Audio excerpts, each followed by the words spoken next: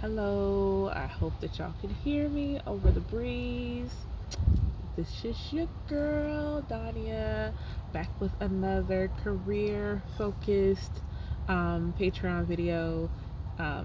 It's September, and this month I decided to talk about my my restaurant job and how it helped me get my corporate job. So, my current job is a project leader for a human capital management company. I have been in this specific role maybe about 3 years, and I've been with the company 8 as of June. Um, this company is apparently, one of those where it takes forever to get on, and I did not have that issue. I was able to get on fairly quickly, and everybody's like, "Well, what did you do?" I just applied and interviewed. I don't know what to tell people. So when I look back and think about some of the things that I put on my resume and talked about in my interview that probably contributed to the success of me getting the role, I have to give credit to the restaurant. And I know that probably sounds like really crazy because I have call center experience, I have technical support experience, but the restaurant I feel like it was my coming out party. That's probably a good way to put it. So I got this job maybe about 19 years ago. It was 2001 time frame. My girlfriend at the time was was working there, and I used to give her a ride. Excuse me, sorry, nose cuff is coming out my nose. Sorry. I used to give her a ride back and forth to work. So, excuse me. So I would sit there on the bench waiting for her to come out, and I'd speak to everybody. I'd speak to our manager. I've got good home training. I don't know what to tell people. I just speak. That's I don't know, and I don't know that anybody ever told me to do that. That was just something I've always done. So I'd sit there, I'd speak to customers. I didn't care. I just said hi, hello. So one day, and at the time I was working temp jobs. So I was working, but I wasn't working like anything permanent. And one day her manager was like, "So, do you need a job?" And I was like, "What?" And she's like, "You have such a great personality. I just had you thought about being a waitress or well, I've done waitressing before, and because prior to her, I worked at a couple of clubs and things like that, and so she was like, I would hire you. I mean, you have to go through an interview that's just formal, but I'm going to hire you." And I'm like, "Well, okay." So I applied for the job, did the interview, got the job. Now, one thing I definitely pride myself on is being a fast learner. I know how to be a waitress. I know how to be nice. I had to get back to used to this action.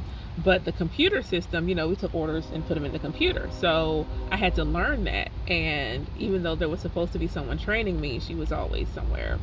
So I had to learn the computer on my own. And for me, that was not as much of a challenge as some would think. It was just logic. Okay, so this is how you add stuff to the pizza, blah blah blah. I just gave away I worked in a pizza place. My bad. Some of you know, some of you don't. So I did that, and then I think after my first real night shift working, where I was like solo, my manager was like, "So I need you during the day during lunch buffet." And she's like, "I need you. That's their real peak time, and they really want like some of the best during that time." So she moved me the days, which was cool because who wants to work all night? And it's not that I'm a morning person. I just don't like working late at night. I'd rather just get up in the morning and get it done, and then I can have the rest of my day. Which was cool because that shift was like an 8 in the morning, 7, 8 in the morning to like 2, 3 in the afternoon. So you could still have time to actually live and do stuff. So as a waitress, the skills that I did use as a waitress were the customer service, time management, and organizational skills, and leadership, and innovation. So how did I show those things as a waitress? Well, time management. Well, it's a busy time. And for me, once I got popular, I had a large following, as it were. So I had to manage the time I spent at each table to ensure that everybody felt taken care of. That was time management. Organizational skills. So they needed drinks. I needed to clean off their tables. I also needed to remember what they liked, because that was my sticking point. Was if you walked in the door, your drinks were on the table, whatever pizza you liked was already in the oven. So I did that. Um, Organizing tickets, knowing who I took a ticket to, who I didn't, who's paid, who hasn't, all of those things go into being organized. Um, the customer service, smiling, saying hello to everybody, whether they were in my section or not, making them feel at home, warm and cozy. Um, that next level service excellence. So I would get up and walk over to the store, buy chocolate. And so when they came in my section, I would welcome them to the VIP section. They got candy with their checks anyway, but I specifically added chocolate, which is not something we were giving away in our store.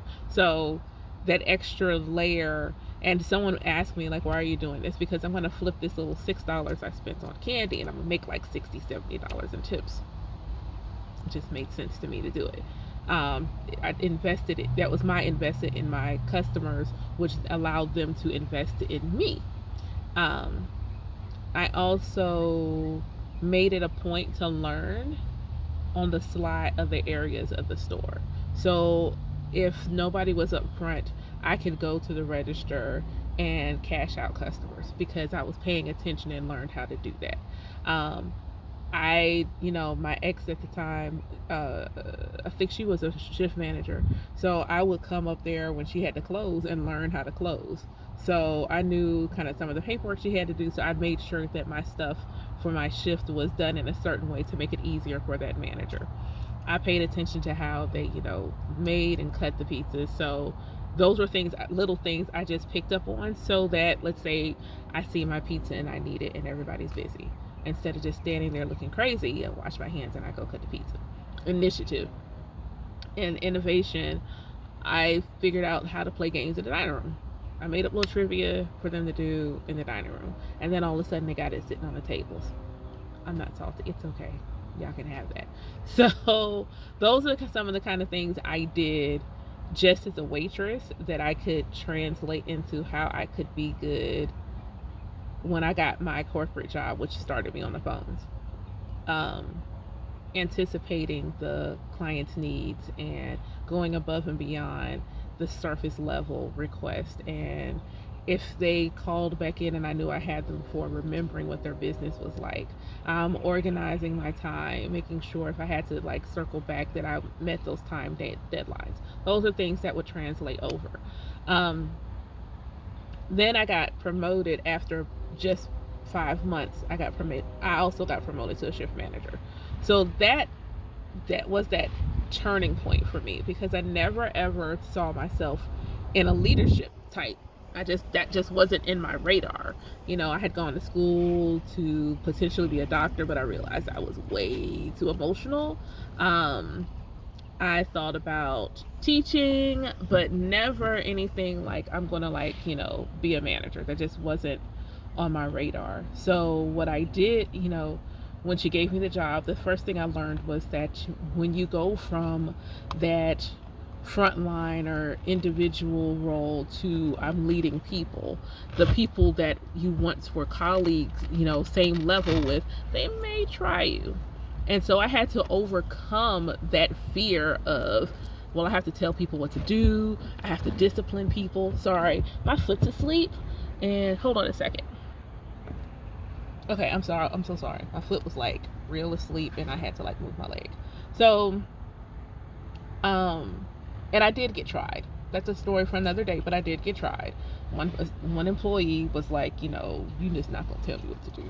I'm gonna do what I want to do, and he was the best at what he did, so he kind of felt like he could get away with murder. And so I had to show him I'm not afraid to send you home. I can do bad by myself, but you're not gonna disrespect me. And my manager was so proud of me. She was like, "Oh my God, did you send him home?" I was like, "Yes, ma'am." And she was really proud of me. And one thing she told me was that I could lead without, I don't have to yell, I don't have to scream, I don't have to fuss to create a followership or to galvanize people to follow me. So that's what I learned from her. Um, she offered me an assistant manager job really shortly after, like maybe a few months later, and I was like, I'm not ready yet. I wasn't ready. I think I gave myself like a year in my current that particular capacity before I let her promote me. Um, but it was just, and then I spent the rest of my time as a manager.